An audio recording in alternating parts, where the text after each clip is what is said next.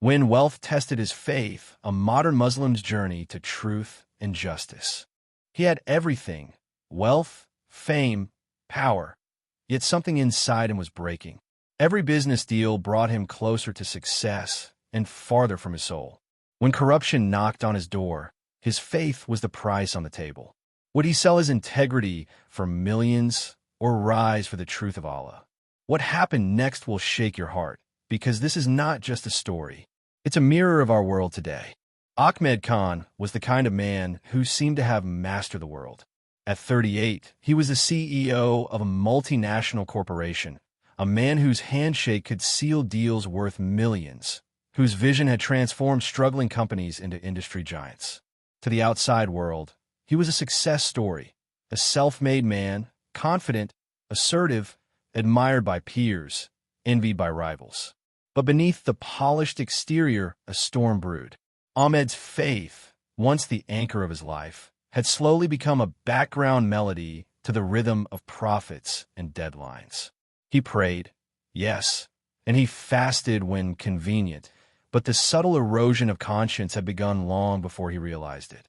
And Allah, the all-seeing, never forgets. It started subtly: small compromises in deals, overlooked contracts, adjustments in numbers that no one noticed. Justifications came easily. The market is tough. Everyone does it. I have responsibilities. The phrase Hazrat Ali, R.A., once said, "He who desires the world and the hereafter should act justly, speak truthfully, and fear Allah in private and public," seemed distant, almost theoretical, until the night it struck him like a thunderclap. Ahmed's company was in the middle of a critical merger. The other party, a multinational firm from overseas, had hidden clauses in the contract that, if discovered, would devastate Ahmed's reputation but enrich him personally by millions. His advisors whispered, "No one will know. Just sign and secure the deal." The office was silent except for the soft hum of the air conditioner, a night thick with temptation. Ahmed sat alone, staring at the contract, his hands trembling. Memories flooded him. Of his father, a humble man who once told him that wealth without integrity is poison. Of the Quran verses memorized in childhood. Of nights spent in prayer when the world was silent and the heart spoke to Allah. Every fiber of his being screamed to resist, yet the lure of immediate success tugged at him mercilessly.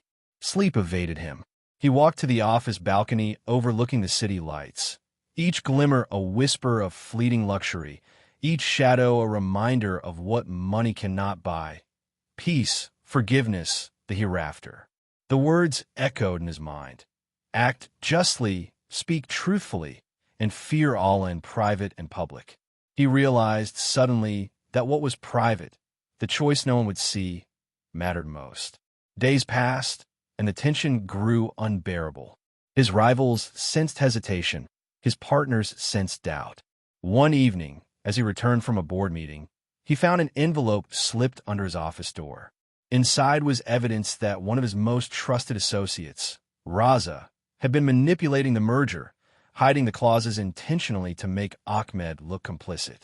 Ahmed's heart raced. Betrayal stung. Yet he knew Allah had placed this test in his path. The next morning, Ahmed called a meeting. The boardroom was filled with curious faces, some eager to witness his stumble, some expecting a routine finalization. He spoke calmly, each word deliberate. "We will not proceed unless every clause is transparent. I will not compromise on integrity, even if it costs us millions. Truth and justice are more valuable than fleeting profit." Shock rippled through the room. Investors panicked, partners whispered, some ridiculed his stance. But Ahmed's eyes were fixed on a higher accountability, a tribunal far greater than any earthly courtroom. Then came the retaliation. Raza, furious at being exposed, leaked internal company secrets to the press, creating a scandal that shook Ahmed's empire. Headlines screamed betrayal and corporate failure. Friends vanished. Advisors cautioned restraint. Some begged him to compromise for survival. Yet Ahmed, exhausted and trembling, repeated a silent dua: "O Allah, guide me, protect me, forgive my weakness, and grant me patience." Weeks turned into months. Legal battles ensued. Partners withdrew. Profits plummeted. Ahmed's personal fortune evaporated almost overnight. The life he had built with ambition, brilliance, and risk was collapsing. He walked through his empty office one evening, staring at the city skyline. The boardrooms, the penthouses, the glossy awards, all meaningless. Yet a strange serenity enveloped him, a clarity born from unwavering obedience to Allah. One fateful night, as he worked late alone, a fire broke out in the building, an act of sabotage by those who resented his integrity. The flames spread quickly, consuming offices, memories, decades of work. Ahmed tried to escape, but was trapped. Smoke and heat pressed on him. He thought of the Quran, of Hazrat Ali, R.A., and whispered, "I sought your pleasure, O Allah, in private and public.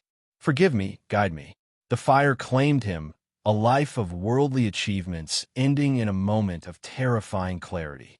Yet in that moment, Ahmed felt no fear. His heart, pure in its final surrender, knew the truth.